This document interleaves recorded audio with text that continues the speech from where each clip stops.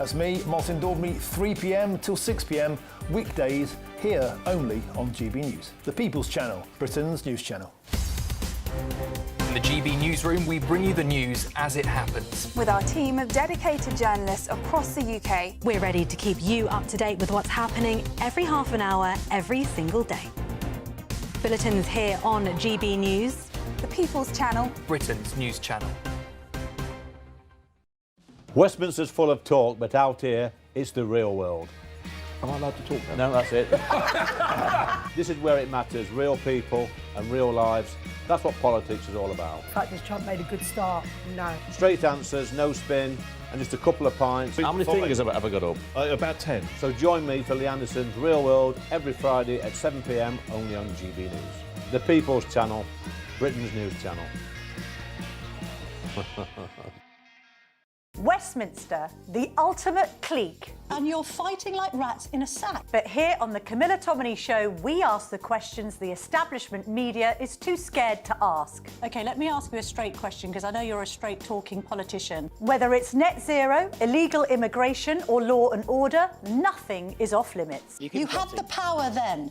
Yeah, as I and say, now you've lost it. That's the Camilla Tominey Show, a politics show that's fearless. But no, let me finish my question if you don't mind, because it is my show. Sundays at 9:30, only on GB News, the People's Channel, Britain's news channel.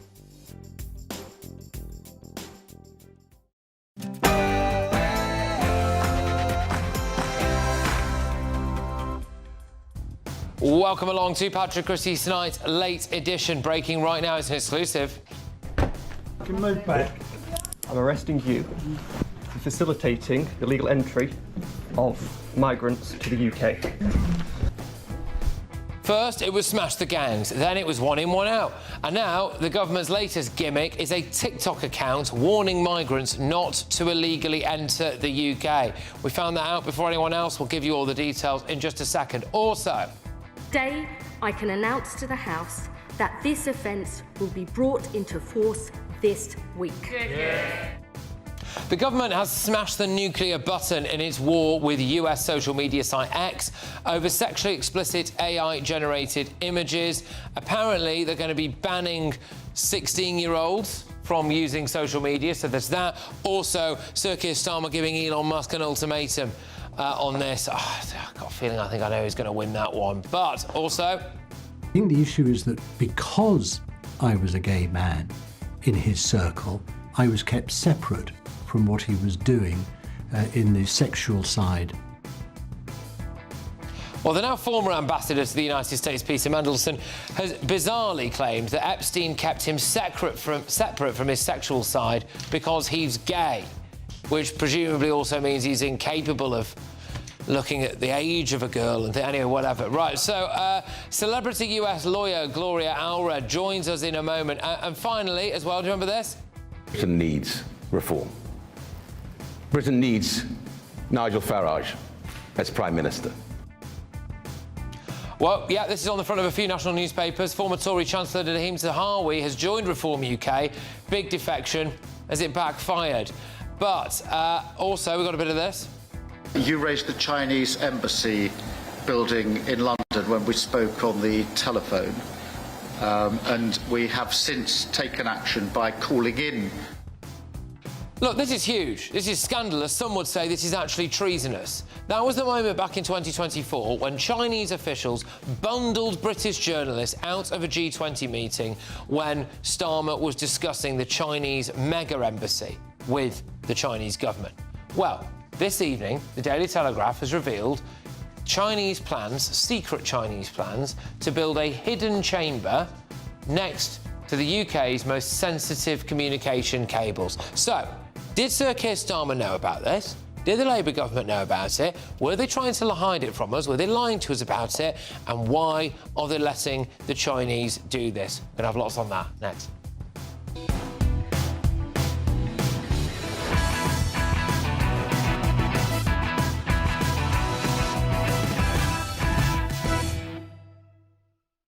Joining us this evening is Reform UK member Jake Berry, journalist and broadcaster Benjamin Butterworth, and GB News contributor and comedian Leo Kirst. But first, let's get those bulletins with Katy Bowen.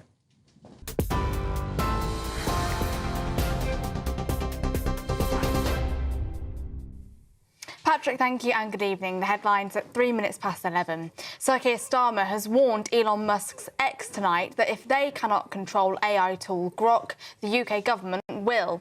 The Prime Minister went on to warn that the platform may lose its right to self-regulate.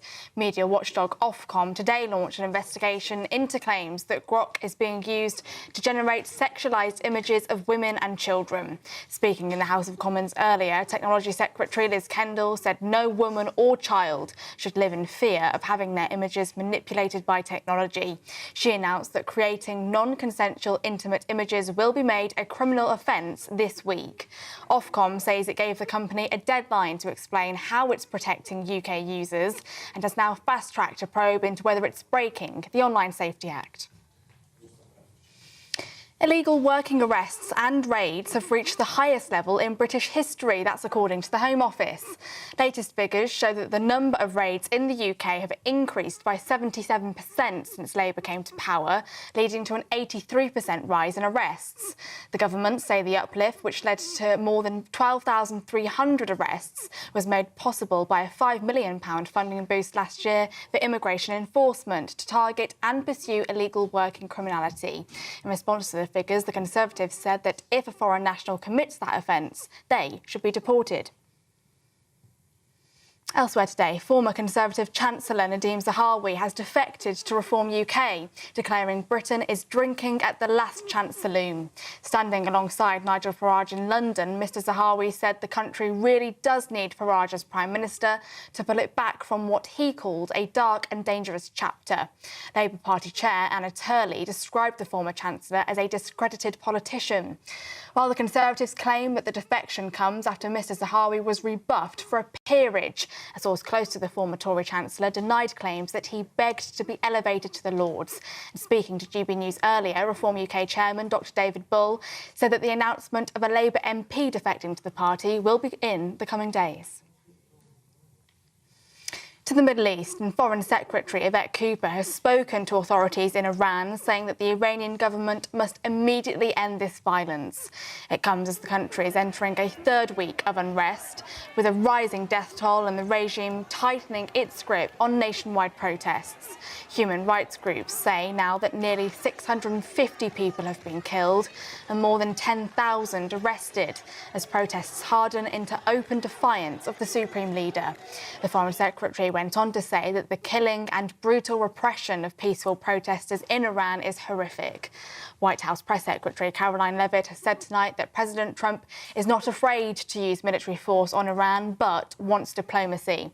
In another update tonight, President Trump has said that effective immediately, any country doing business with Iran will pay a tariff of 25% on any and all business being done with the USA. And Sir Keir Starmer is set to announce later this week that the new Chinese super embassy in London has been approved despite security concerns. According to The Times, the embassy will be given the green light after MI5 and MI6 did not raise any formal objections. Downing Street believes that creating a single premises to consolidate China's diplomatic activities has security advantages. The Telegraph newspaper is reporting tonight that floor plans for the embassy have reveal a secret room which would pose a security threat. In response, the government spokesman said that all the security implications of the planning application have been identified and addressed. Those are your latest GB News headlines. Now it's back to Patrick. You can now watch GB News live across the United States of America and the world on Truth Plus. Scan the QR code to find out more or visit gbnews.com/truth.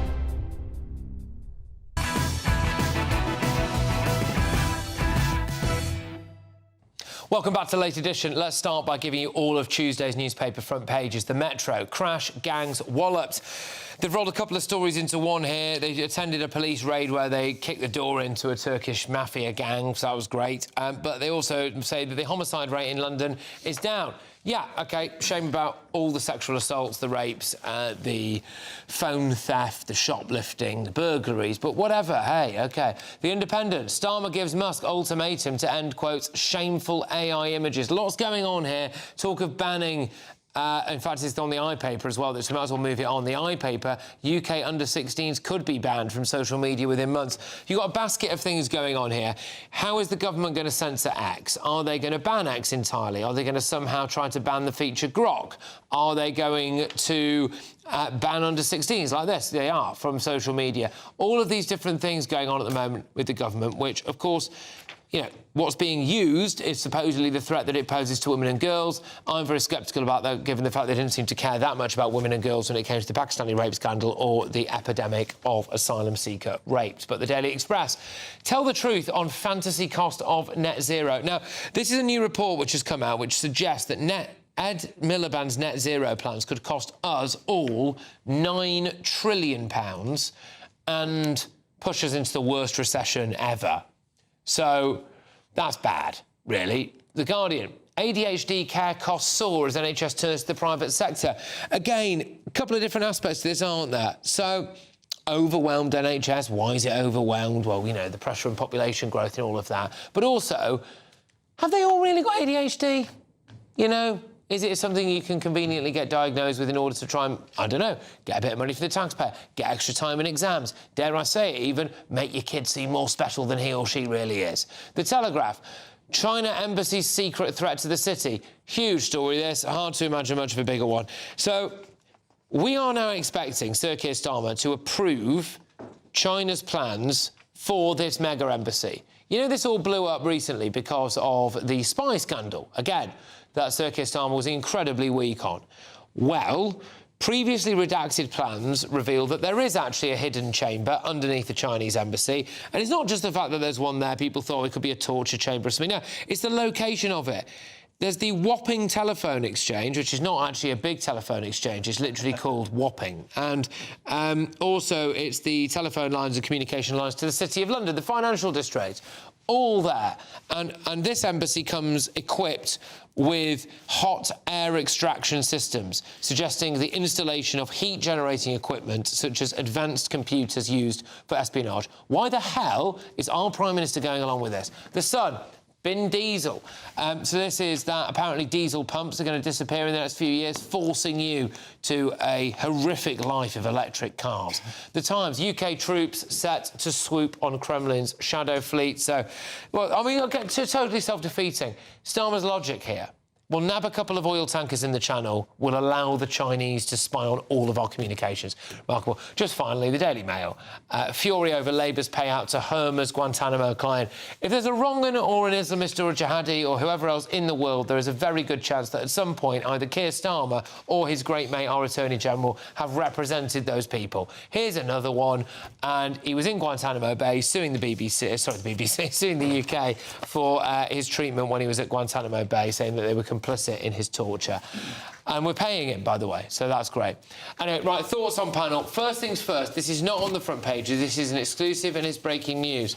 The UK government has launched a migration-focused TikTok channel to battle misinformation, people smugglers, and ensure a wider audience is provided with evidence-based facts on immigration matters. Secure Borders UK will launch on TikTok tomorrow, the 13th of January, to showcase the UK government's work to tackle illegal migration and to restore order and control to our borders. These are their words. Here's an example of what we're dealing with.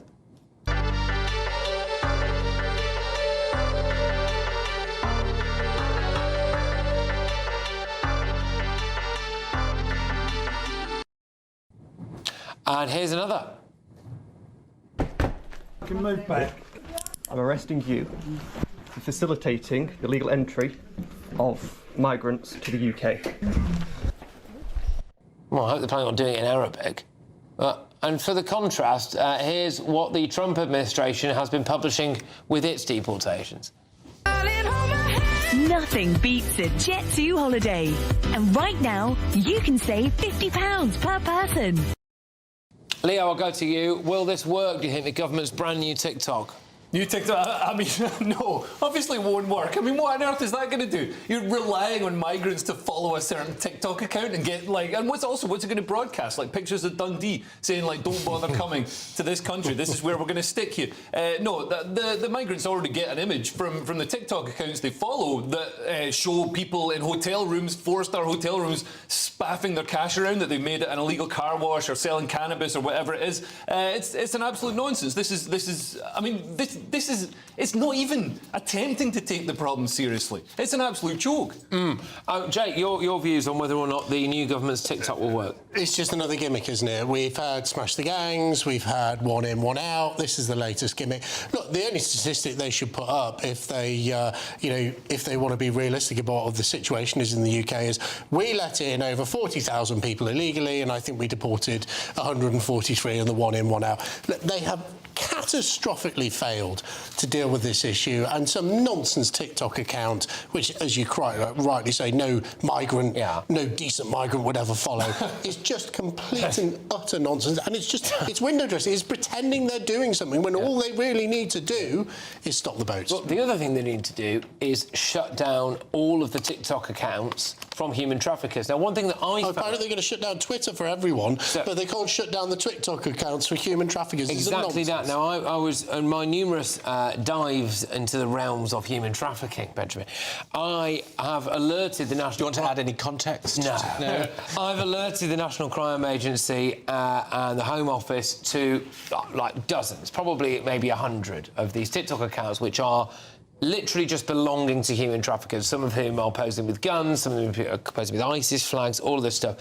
And sometimes we get something back that says, oh, don't report on that one. Don't report. That makes you think there's some kind of intelligence-led thing going on here, so you do them a favour. And then it turns out the account's still running 6 months later.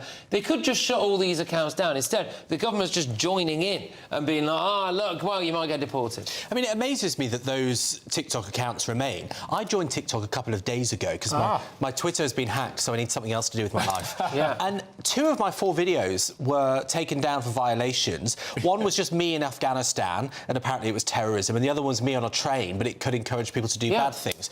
So if they can spot that, it amazes me that serious human trafficking flaunting is able to sustain. However, I don't think that there's any problem in the government making these videos, because as you've proven in your reporting before, they use TikTok, especially that platform, in order to lure in victims and to boast about how easy it is. So if the same algorithm is going to show those people actually there's consequences as threats, then I think that's a perfectly wise idea. It's not a silver bullet, but it would be a mistake to not try. OK, can we move on to China now, actually, because this is a biggie. It's on the front of the Daily Telegraph.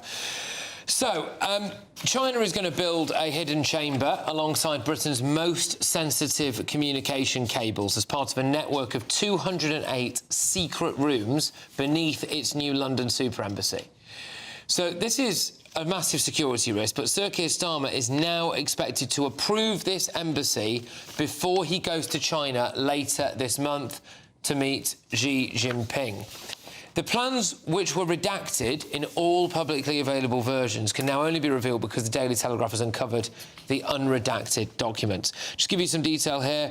There's a single concealed chamber sitting directly alongside fibre optic cables, transmitting financial data to the City of London, as well as email and messaging traffic for millions of internet users. There's another hidden room as well. It's got hot air extraction systems, and the assumption there is that they're using it because they're going to have heat-generated equipment, such as advanced computers used for espionage. It's not just the fact that they're doing this, it's not just the fact that Sir Keir Starmer appears to be letting it happen, it's the fact that they also didn't want you to know about it. Leo? Yeah, and this is, I mean, people might think, oh, well, it's hermetically sealed, it's a room, it's some distance from the cables. There are technologies out there. They existed over 10 years ago. I used to work for BAE Systems, Applied Intelligence. I didn't work on any exciting stuff, but they had technology that could read a laptop, read a phone, read any sort of electronic system and get usable information from that system with no connection to it, just by scanning the electronic signatures, the pulses or whatever that came off it. So if you've got these fibre optic cables carrying this data just a matter of yards away, I mean, that's a huge security risk. Who knows what technology the Chinese are going to put in that room that can read our data, interfere with our financial markets, possibly, you know, collapse our economy. And you got to wonder, does Starmer want to move closer to China? He's in his youth, he was a committed socialist. He spent time in the Soviet Union.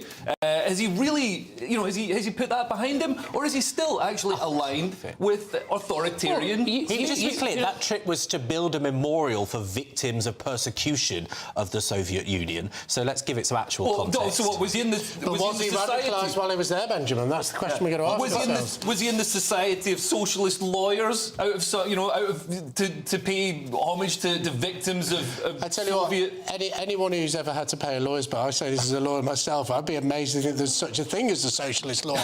They tend to be pretty focused on making money for themselves. Look, what I think this also really speaks to is just the weakness of the UK's economy. Because why are they doing this? They're doing this because we are effectively, the economy is not going to grow. We're in I would be amazed if we don't go into recession this year.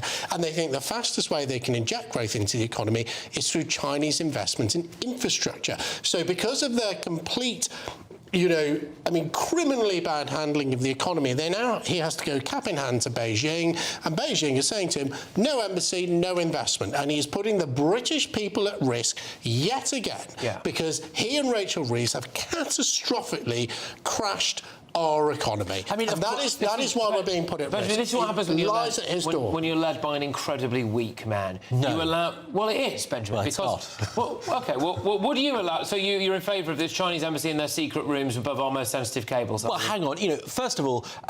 are you? Jake, God forbid that a government comes in and tries to befriend China, just as the government that you were first involved with did, where you invited Xi Jinping into the room with the Queen in Buckingham Palace, as though that wasn't more outrageous. Tell you what, no government I have ever been involved with, or may ever be involved with in the future, would give away the Chagos Islands to one of China's closest allies. Not only give them away, sorry, that would be bad. We're not giving them away. We're having to pay them £9 billion to take UK sovereign territory. That's news to me. We have effectively gifted it to an ally. That's news to me, because you were chair of the Tory party when Liz Truss met with the Mauritian Prime Minister to do exactly that. No, so maybe you should have let her know at the time. You're just wrong. Oh, that's very good. You're wrong. In fact, David Cameron, he did lots of things right, he did lots of things wrong. He blocked that Chagos deal, and Keir Starmer and his lawyer mates have paid China to take it on through one of their allies. So despite the Chinese spy scandal, which was absolutely shocking, and the government being accused of collapsing that case, OK, this was a clip of Sir Keir Starmer in a room with the Chinese, telling them about this Chinese embassy. And watch what happens here. The Chinese diplomats, watch what they do to the British press. Are concerned by reports of Jimmy Lai's deterioration health in prison. You raised the Chinese embassy building in London when we spoke on the telephone, and we have since taken action by calling in that application. Now we have to follow the legal process and timeline. So I will ask you again, Benjamin, are you or are you not in favour of Starmer approving the plans for essentially an underground bunker system under a Chinese embassy that, let's be honest, will give them access to all of our emails and the City of London? Well, it depends on the evidence. So if there is the possibility to do that, then I would think it is a mistake. It's not in our interest for national security. But as we heard in the headlines, it's reported that both MI5 and MI6 have said that there are no concerns about what's in the plans. And so if the intelligence services say that, then clearly we shouldn't worry in the way that it's being projected. I think we will look back on this moment when it's approved and when it's built in 20, 40, 50 years' time, when the Chinese do something absolutely horrendous to us, and this will be why. But of course, Keir Starmer won't care, because in 40 years' time, well, he'd be 100 and odd, wouldn't he? So he might not be around to see it. But, other people will be, future generations will be, my son will be. Thank you, Keir. Cheers. Yet again, just ridiculous. Anyway, coming up in just a moment or two, loads on tonight, we're doing this. I think the issue is that because I was a gay man in his circle, I was kept separate from what he was doing in the sexual side. Yes, I mean, Peter Mandelson there kind of doing a bit of a Prince Andrew in a sense with that interview, but I'm joined by US celebrity lawyer Gloria Allred on Peter Mandelson's bizarre Epstein interview in just a moment. We've got that and the fact that Turns out as well, a Jewish MP was banned from visiting a school due to pro-Palestine teachers. Sir Keir Starmer's great mate and our Attorney General, Lord Hermit, represented a former inmate at Guantanamo Bay who has now managed to secure substantial fees from the British taxpayer. Well, hey.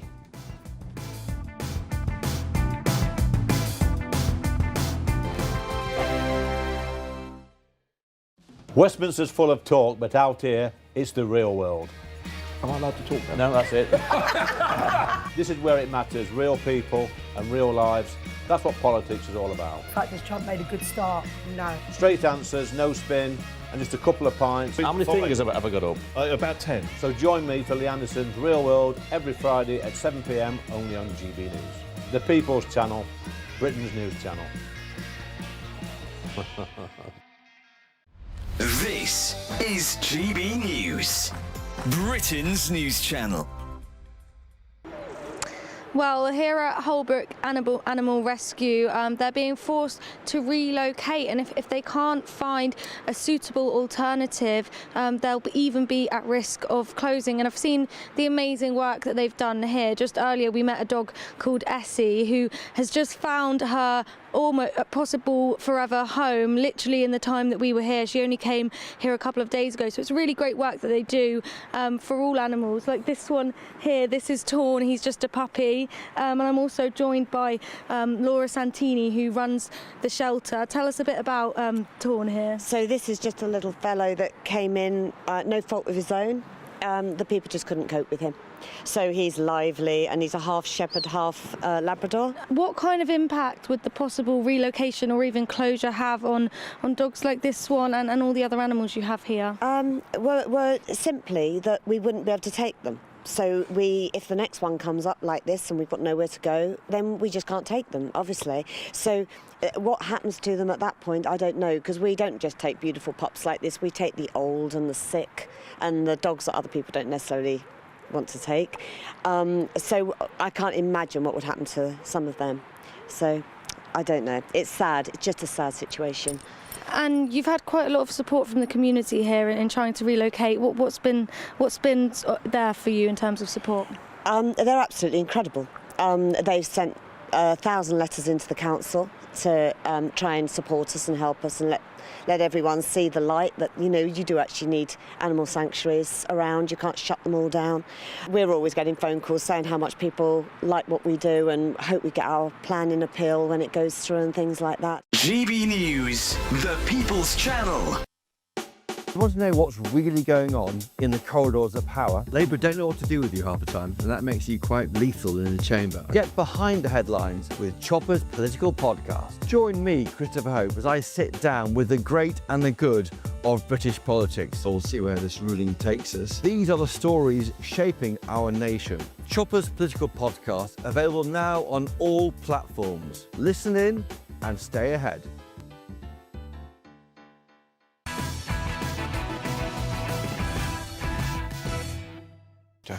Well, welcome back to Patrick Christys Tonight Late Edition. Now, here is the bizarre moment that the now former, and may I say disgraced ambassador to the United States, Peter Mandelson, claimed he didn't know about Jeffrey Epstein's sex life because he's gay. Possibly some people will think because that I'm a gay man, I was sort of insensitised or I wasn't attuned to what was going on. I don't really accept that. I think the issue is that because I was a gay man in his circle, I was kept separate from what he was doing in the sexual side of his life. It's possible that some people crossed over, but I didn't, and I think probably the reason I was separate from the third of those is because I'm gay. Along with that interesting line of defence, he declined to apologise for association with the paedophile financier, and he insisted that he was at the edge of this man's life. He did, however, also describe him, I believe, as his best pal. So, I'm joined now by Gloria Allred, who has represented a number of really high-profile victims, including those of Bill Cosby. She also represented Nicole Brown Simpson's family and victims as well of Harvey Weinstein. Thank you very, very much for joining us this evening, Gloria. When you see that interview, do you think that's a bit of a slap in the face by Peter Mandelson to Jeffrey Epstein's victims? Yeah, first of all, thank you for inviting me. And second, I also represent a number of Epstein's victims. Having said that, this sounds to me as though it's kind of a see no evil, hear no evil, speak no evil type of defense. I find it completely absurd. After all, he often stayed at the residence of Mr. Epstein. Did he not see underage girls there? Even if he didn't see anyone raping them, because that generally was not done in front of anyone else, except, of course, the perpetrator of the rape, wouldn't he have just asked some questions like, what are these underage girls, these children, doing on Little St. James Island or at any other residence? I think, just on that, Gloria, I think he claims that he just never saw any, that they weren't there when he was there, and that maybe one of the reasons was because he was known to be a gay man, therefore Jeffrey Epstein presumably didn't try to procure anyone for him. I mean, the other aspect as well is that he does say, and this is my understanding of what he said anyway, is that because he's gay, he maybe wouldn't have been attuned to everything that was going on. Well, again, if he even sees children there, 12-year-olds, 14-year-olds, to deny that they were there at any time, he was there often. And I think you can tell if you're gay or you're not gay if somebody is not an adult. Why aren't they in school? Where are their parents? Why are they there? What are they doing there? These are the kinds of questions that anybody would ask if they wanted to know. And maybe he didn't want to know, or maybe he didn't see them, didn't want to see them. I don't know. But the fact that he's gay, to me, is not a defense. I'm not talking about whether he saw anyone involved in a sexual act in front of him. I'm talking about there are kind of red alerts that should go on when he's in that kind of environment. And, you know, what's his motive for saying what he's saying now? I mean, did he may have had financial entanglements, involvements, benefits that he was enjoying because of his relationship with Jeffrey Epstein. Is that involved in his response? I don't know, but I just don't accept it. OK, all right. Well, look, Gloria, thank you very, very much. It's always a pleasure to have you on the show and to get your views about these things as well. That is Gloria Allred there, who has represented a number of Epstein's victims, as well as other high-profile victims and survivors from other groups as well, or other people as well. Thank you so much. Great to have you on. Look, I will just say, during an earlier show of mine, obviously, we did reach out to Peter Mandelson for comment. We've not heard back. Look, he does deny, obviously, that he saw any wrongdoing, that he partook in any wrongdoing, that he was aware of any wrongdoing, all of that. So that's his line. He's sticking to it. And that's where we are with that. I want to move on to another story that is on the front of the Daily Mail, which is fury over Labour payout to Herma's Guantanamo client. So, front of tomorrow's Daily Mail, Tuesday's Daily Mail, backlash as the government approves a substantial compensation to a terror suspect once represented by the Attorney General. He's called Abu Zubaydah. Now, he was detained by the US authorities since he was captured in 2002 in the wake of 9/11. And, yeah, he was subject to enhanced interrogation. Apparently, Britain was complicit in his torture by the CIA, and he's been awarded substantial payout. A couple of things here. Jake, you know, so he's represented by our old mate, Lord Herma. Well, you've got to ask yourself, is there anyone who wasn't against the interests of the United Kingdom that Lord Herma and Keir Starmer, in their former roles as human rights lawyers, didn't represent? And what I also find really unusual about this is, I don't know how much the payout, but what is massively substantial amount. Something like 200,000 euros from a case in Europe, though. OK. So it's not insignificant amounts of money. What I find really odd about this is, last week at Prime Minister's Question, I think Keir Starmer used nearly every single reply to criticise the shadow Attorney General, who actually, in my view, quite wrongly was representing the former owner of Chelsea Football Club, Roman Abramovich, in Jersey. And you think, yeah, OK, that is wrong, but also he must have known this was coming. Get your own house in order. This is very embarrassing for the government, although I appreciate it was before Hermer was involved in the government. Leo, your views? Yeah, and lawyers always use the cab rank excuse. They say, we don't get to choose the cases. And it's like, well, if you don't get to choose the cases, how come every single person you represent is in Al-Qaeda or, you know, some sort of terrorist? Sadiq Khan, Keir Starmer, all the... Labour seems to be built on these human rights lawyers who exploit the law to harm the country. It kind of worries me that they're now running the country. And, sorry, we're going to... Well, I was going to say, you know, they do use that excuse. I'm a lawyer, I'm an officer of the court, I remain on the, you know, the Law Society's role of solicitors. That is a lie. Because actually there is no cab rank rule. It is a complete and utter lie. And as any legal representative, as an officer of the court, if you do not believe what your client is saying is true or correct, you're meant to decline to act. So this idea that you have to act for the worst people in society, whoever they are, whenever they come along, is simply untrue. And it's one of those tropes that Keir Starmer pushed out there when he was in opposition to explain some of his appalling cases that he's taking on. But it is just untrue, and I think we've got to call him out and Hermer out on that. And we keep seeing cases like this. Like just recently, there was another case, Fouad Awali, some guy who's a terror extremist, was radicalising people in Britain, attacked prison officers, really savagely, like really evil, nasty guy. And so they segregated him. He sued. They said it was a breach of his human rights under the ECHR because he should be able to mingle freely, because apparently our prisons should be a cheese and wine evening for terrorists. Hang although on. they probably don't need the wine. This guy, by the way, apparently is still in prison in Guantanamo Bay. Hang on, this person, if you look at the actual facts of it, has never been convicted of a single crime, and so that obviously he is an innocent man by definition. It was proven that he was waterboarded 83 times, he had his head slammed against walls, he has life-changing brain injuries, and he was not allowed to speak to any other person for long periods of time. That is torture.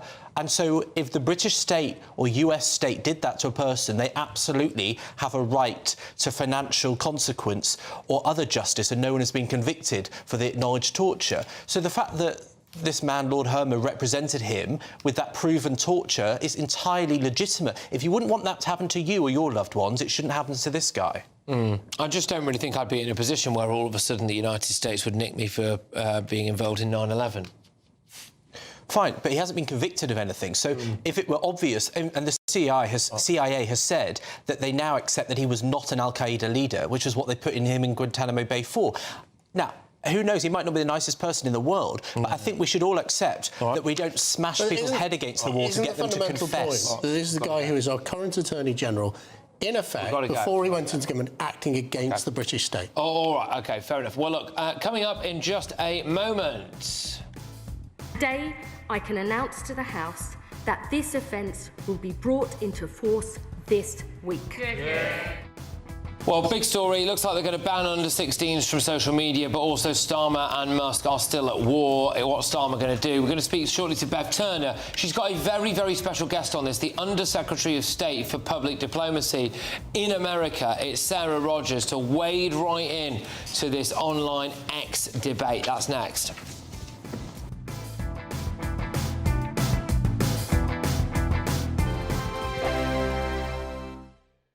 Hello again. Very good evening to you. I'm here with your GB News weather update from the Met Office. Quite a mixed picture across the UK as we go through tonight and into tomorrow. Some places will see some mist and fog patches, other places having some outbreaks of rain. Although the area of low pressure, which has brought strong winds across northern parts through today, is now clearing, and so those winds are dropping out, we do have a front pushing in across parts of Northern Ireland, southern Scotland, and later into parts of northern England and Wales, where we are going to see some wet weather at times. Staying mostly dry there across central southern England and Wales. Cloud building through the night, some low clouds, some mist quite possible, and actually staying quite mild here. Temperatures not dropping a huge amount. Markedly colder though across northern parts of Scotland where we have clear skies. As a result, a relatively harsh frost in some places, and also some icy stretches to watch out for. Could cause some problems on the roads first thing tomorrow morning. Otherwise, as we go through tomorrow morning, well, it's a bright, cold, icy start across northern Scotland. across western, southern Scotland, Northern Ireland, parts of northern England and Wales. A wet start with that front pushing its way in. And then another front's coming up from the south, so it could be quite a bit of rain across southern counties as you're heading out the door tomorrow morning. And that rain then pushes its way northeastwards across much of central and eastern parts of southern England as well. Some of that rain could be quite heavy as we go through the day. It could cause some localised flooding in a few spots. That front towards the northwest also makes its way south and eastwards across other parts of England and Wales, with something a bit cooler coming in from the northwest. Not as cold as last week, but nonetheless a chillier feel compared to today. Then after a cold and quite widely frosty start to the day tomorrow, it is actually looking largely fine. Lots of bright sunny weather to be had through the bulk of the day, but there's another system coming in from the west, and that's going to bring some cloud and rain as we go later on. Now on Thursday there's a potential for a deep area of low pressure to push in, so that could bring some very strong winds and heavy rain. Decisions made in Washington aren't just shaping America, they're shaping Britain too. From migration to global security, from crime to health. Whatever happens in the White House today will be felt in your town or city tomorrow. That's why The Late Show is live from Washington, D.C. Cutting through the politics to show you what it all means for Britain. The Late Show live every night at midnight. Only on GB News, Britain's news channel. Westminster's full of talk, but out here, it's the real world. Am I allowed to talk now? No, that's it. This is where it matters, real people and real lives. That's what politics is all about. In fact, has Trump made a good start? No. Straight answers, no spin, and just a couple of pints. How many fingers have I got up? About 10. So join me for Lee Anderson's Real World every Friday at 7 p.m. only on GB News. The People's Channel, Britain's news channel.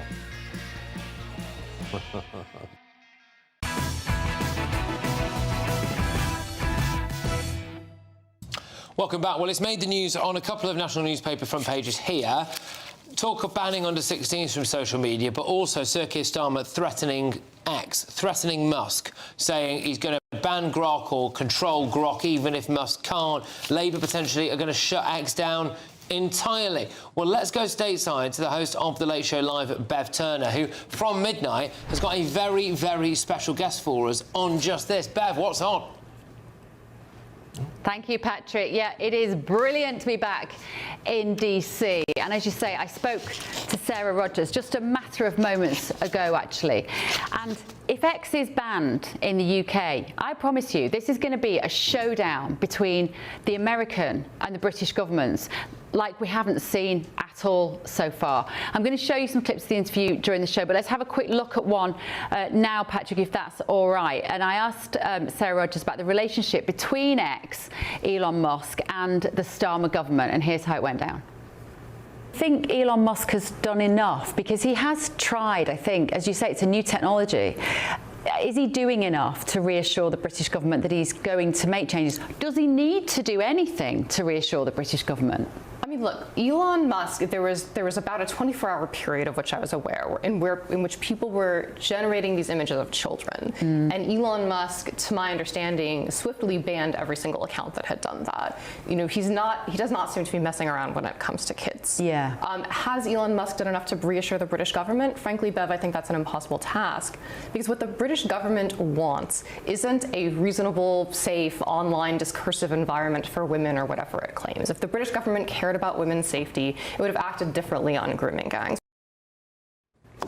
Well, there we go. Bev, that is going to be absolutely electric, so we'll be all ears and all eyes for that from midnight until 2 a.m. Thank you very, very much. That is Bev Turner there. She's going to be joined, of course, by Sarah Rogers, who's the Under-Secretary of State for Public Affairs, which kind of means that Marco Rubio's her boss, really. So, big interview, big stuff, this ban. Just quickly on this, then, because it is on the front page of a couple of newspapers, how do you think this ban's going to work? You know, you've got under-16s, there's talk of him banning X entirely, Leo. Yeah, I mean, banning X, obviously, he blatantly just wants to ban Twitter, or X as some people call it, because it criticises him. It's where his opposition lives. This is the exact same as Iran shutting down the internet so that the protesters can't mobilise, can't speak, can't get organised. He wants to do the same thing to his opposition here, so he's doing that. If Labour really cared about women and children, they would have shut down the You actually tweeted about this earlier. I did. It got a like by Elon Musk. I think we've got it. Do you want to Do you want to bring up Leo's X post here? Oh, okay. Well, you can just say it. Yeah, basically it just says, Musk to rename X to grooming gang to stop Labour shutting it down. And, and also, if we're banning things over a risk to children, can we ban the BBC? Can we ban mass immigration? Can we ban the Labour Party? It's an absolute nonsense. And if Grok can add things to people, can we add a backbone to Keir Starmer? Yeah, well, there we go. I think we can bring this up now, can we, Leo's tweet? Brilliant. Well, there it is. And Elon Musk gave you a bit of a like, didn't he? Yeah, so, little smiley face. There you Would go. it have killed him to retweet it, though? I know. I thought that as well. So there you go. Right, do we think it's going to work in practice? I mean, how far is this Starmer going to go here, do you think, Jake? Well, look, if there's a battle between Keir Starmer and Elon Musk, I know who I would back. But, dictators cancel elections, Keir Starmer cancels elections. Dictators stifles free speech, Keir Starmer stifles free speech. I don't think this is what the British public want. We're all appalled by the exploitation of children and women and all this sort of thing, but banning it is not the answer. I find it genuinely insane to be saying over the head of the UK government you'd be backing a foreign billionaire who owns a platform that allows you to post sexualised images of kids. Starmer's about to back the Chinese for their super embassy over the wills of the British people. Of course you're deflecting rather than answering the question. He's about to give sovereign territory away. He's come from a long line of lawyers who seem to be backing jihadis, so it's a bit rich. You're listing 20 other things unrelated to this. Well, it's not. It's just the website that Elon Musk owns allows you to create sexual images of strangers and of children. Which is going to stop. This is... it's been going on for weeks and he's not. So does ChatGPT, no, it doesn't. Does Photoshop, so does a biro pen. I mean, these are tools that are abused. No, it doesn't. But also, it's fine to point out the problem. If the fact that he's chosen not to act on it straight away and instead obfuscate, I genuinely can't understand why anybody would defend the man behaving like that. This is the cowardice of you. The British government. No, not of me, of the British government. This is already a crime. Creating sexualised images of everyone is a crime. In fact, for children, even requesting to create them is a crime. Why are the police not knocking on people's doors? They're knocking on people's doors, putting tweets out there about trans activists and things like this. Why are the police not arresting people? If the government, and by the way, this is what I think the government should do, were really serious about clamping down on these vile paedophiles and people who put other tropes and smears on Twitter, they would take the action of saying we will make these online organisations publishers, just like newspapers are responsible for what they that would publish. be a perfectly good idea. GBNews is responsible for what it published. That is the real way you tackle this, not creating some new criminal offence when we don't even enforce the existing ones we already have. Saying you shouldn't profit from creating these images. I'm not to Twitter. I'm actually calling for the government to go further. Let's get going, because I've got two big stories I want to get to you when we come back. One is that a Jewish MP had a school visit in his constituency cancelled because pro-Palestine teachers threatened the event. The other one is about Ed Miliband apparently costing you £9 trillion with his net zero lunacy. See you in a sec.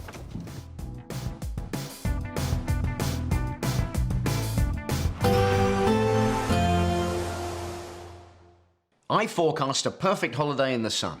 Weather looking good then? For sure, and no worries about our travel insurance. All Clear Travel Insurance sponsors GB News Travel Destinations Forecast. Hello, here's your latest holiday sun forecast brought to you by the Met Office. On Tuesday, we'll see some unsettled weather across the western Med with some snow across the hills further east. So confirmation then of some outbreaks of rain on Tuesday across the Canaries, Madeira, parts of western Spain and Portugal. Mostly fine, as I say, across the central part of the Med there, certainly for Italy, one or two showers and some bright spells too. But a risk of snow certainly across the hills of Turkey. As for the coming few days, well, things generally quieten down, but we'll see further rain at times across western parts. All Clear Travel Insurance sponsors GB News Travel Destinations Forecast. In the GB newsroom, we bring you the news as it happens. With our team of dedicated journalists across the UK, we're ready to keep you up to date with what's happening every half an hour, every single day. Bulletins here on GB News, the People's Channel, Britain's news channel. Westminster's full of talk, but out here, it's the real world. Am I allowed to talk now? No, that's it. This is where it matters, real people and real lives.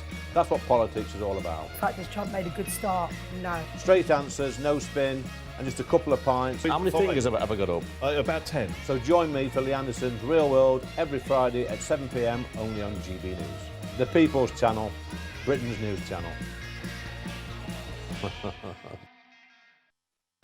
You want to know what's really going on in the corridors of power? Labour don't know what to do with you half the time, and that makes you quite lethal in the chamber. Get behind the headlines with Chopper's Political Podcast. Join me, Christopher Hope, as I sit down with the great and the good of British politics. We'll see where this ruling takes us. These are the stories shaping our nation. Chopper's Political Podcast, available now on all platforms. Listen in and stay ahead. Decisions made in Washington aren't just shaping America, they're shaping Britain too. From migration to global security, from crime to health. Whatever happens in the White House today will be felt in your town or city tomorrow. That's why The Late Show is live from Washington, D.C. Cutting through the politics to show you what it all means for Britain. The Late Show live every night at midnight. Only on GB News, Britain's news channel. Hi, I'm Michelle Dewberry, and my show is your opportunity to cut through all the noise and dive in headfirst to some robust debates. Ideas clash. Situation, isn't it? No, because the failure is you're deliberately avoiding my point. Nothing's held back, And if you think this is the end of it, wait for more. and we do not shy away from the difficult stuff. Sometimes I want to shake people and say, if only you understood. So join me on Dubes & Co. weeknights at 6 p.m. only on GB News, Britain's news channel. Do you trust what you're being told? Good, because neither do I. Those are just facts. I'm Alex Armstrong, and on my show, we'll expose the spin. Well, I want to answer that, because you didn't let me last time, because you always speak over me. The broken promises. To deny that is denying the truth. And the hypocrisy. Needs to stop. You think we can allow? Politics, policy, parliament. Nothing is off limits. No sugarcoating, no fear of offence, just the truth laid bare. Tune in every Saturday and Sunday at 9 p.m. for Alex Armstrong Tonight, only on GB News, Britain's news channel.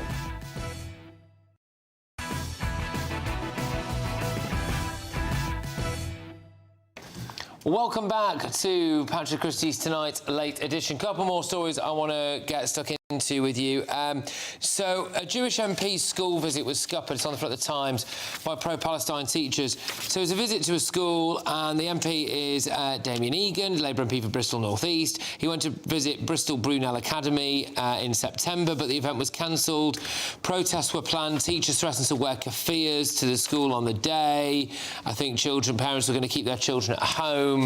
I mean, this is pretty damning stuff, Leo, really, isn't it? Yeah, absolutely. I mean, sorry, I wasn't listening. What were we That's all right, mate. A Jewish MP's school visit was scuppered. This story, yeah, and I mean, the horrific thing is, this just shows how our education system, our teachers are captured by the far left. So they were planning protests. They were going to wear keffiyeh, and I mean, this makes me worry about the future of British society, because we're seeing you know, the far left and also radical Islam start to have more and more influence with, you know, things like the West Mids police, and where's this going to go? I mean, if they already feel so confident that they can protest an MP coming to visit the school, that's appalling. Well, it's political activism in the schools by the teachers. It's probably the most blatant example of it we've got. Well, it's anti-Semitism. It is racism. You can't just block a Jewish MP from coming to a school. Yeah, look, schools have always been a hotbed of political activism. Look, if teachers want to wear a keffiyeh to school to make their views known, that's free, but they shouldn't be stopping the visit going ahead. And look, I don't know anything about this school, but I just think it's, you know, very, very poor that the head went along with this. I know it was radical members of the National Education Union who agitated for this. And in all fairness to Steve Reed, who's the Community Secretary, he said that school leaders would be held to account. So I look forward to seeing them all sacked. Well, there should be so. I mean, this is racism. Imagine if it was any other religion or any other race or any other ethnicity. It's racism. Yeah, and just to be clear, I don't think teachers should be allowed to wear keffiyehs to the workplace, to school, especially not when it's intended to intimidate a Jewish guest coming in, even though it's absurd because keffiyehs are partially banned in Gaza and they have a long history in Israel, so it's not even the link they think it is. But quite frankly, this is obviously designed to intimidate the local MP because he's Jewish and because of his views defending Israel, and schools should be places where the local MP is welcome and celebrated. Aren't they meant to be strict places where everyone treats everyone everyone else with respect. But how would you say to those kids, when you're saying don't bully other kids, don't be racist to the black kid in the class, for example, how would you explain that when you've just been racist to the teacher? Because they don't care if it's the Jews. Yes. But do you not think this is the natural point you get to if you have a government that allows protests, anti-Jewish hate marches to go ahead on the streets of London for weeks and months? You have a government that recognises Palestine, rewarding Hamas, as the Israeli government said, for the October the 7th attacks. Look, we shouldn't be surprised by this. We have a Labour government that has, allowed anti-Semitism to fester in society. They now say they're against it, but, actions have consequences. Can I just squeeze one more newspaper in? I'll come to you first on this, mate, if that's all right. It's the Daily Express, and they go, tell us the truth about the fantasy cost of net zero push.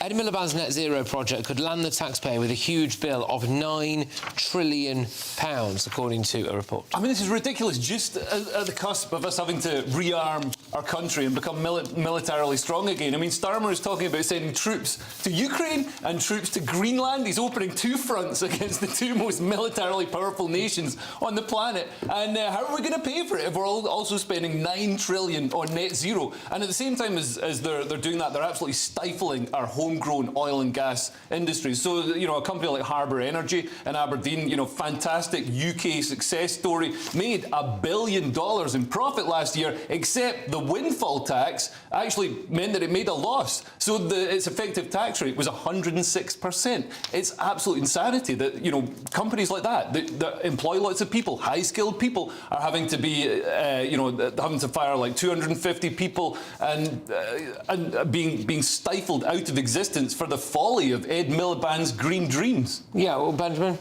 Well, look, first of all, I'm sure the 9 trillion figure is nonsense. These things are always the most ridiculous exaggeration. It's probably an undercount. If they appear in a headline. But, 9 trillion will be nothing compared to the cost of the UK going underwater and burning. But you don't even mean that, mate. You could barely keep a straight face as you were saying that. Put the camera on him now. Put it on him. Put it on him. No, you're making Come on. me laugh. No, we're not moving the camera, are we? OK, fair enough. Because I look serious and you would be undermined. OK. Look, the only hope we got on this is that a Nigel Farage government is elected and they bring in the Great Repeal Bill, and one of the first things they roll back is this net zero insanity. It's this net zero insanity. Wow, look, you're talking to someone who had a campaign launched against him by Greenpeace, saying that I only knew about levelling up through burning coal. All right, look, I think we've got to go, I'm afraid. We are out of time. We are indeed. That's all the time we have. Up next is the Late Show Live, hosted by the one and only Bev Turner. Oh, hang on. That's right, Patrick. I have got a heck of a show coming up. I did the interview just earlier with Sarah Rogers. I don't think it's an exaggeration to say she might be the president one day.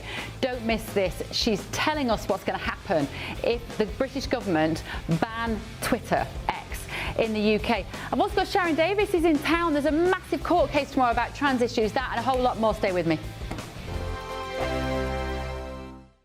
There's just 3 weeks left to grab your chance to win our biggest cash prize to date. An incredible £85,000 in tax-free cash could be yours. Cash to make 2026 the year of yes. That's yes to holidays, yes to treats, yes to making all of those dreams come true this year. Just make sure you don't miss out. For another chance to win £85,000 cash, text cash to 63225. One entry costs £2.50 plus one standard network rate message. Or text bonus to 63225. 5 entries cost £5 plus one standard network rate message. Go to gbnews.com/win. Entries start at £2.50. Call 0903 686 3232. Calls cost £2.50 plus your network access charge. Or post your name and number to GB18 PO Box 8690 Derby DE1 9TT. UK only. Entrance must be 18 or over. Lines close at 4 p.m. on the 30th of January. Please check the closing time if listening or watching on demand. Good luck. Westminster's full of talk, but out here, it's the real world. Am I allowed to talk now? No, that's it. This is where it matters. Real people and real lives. That's what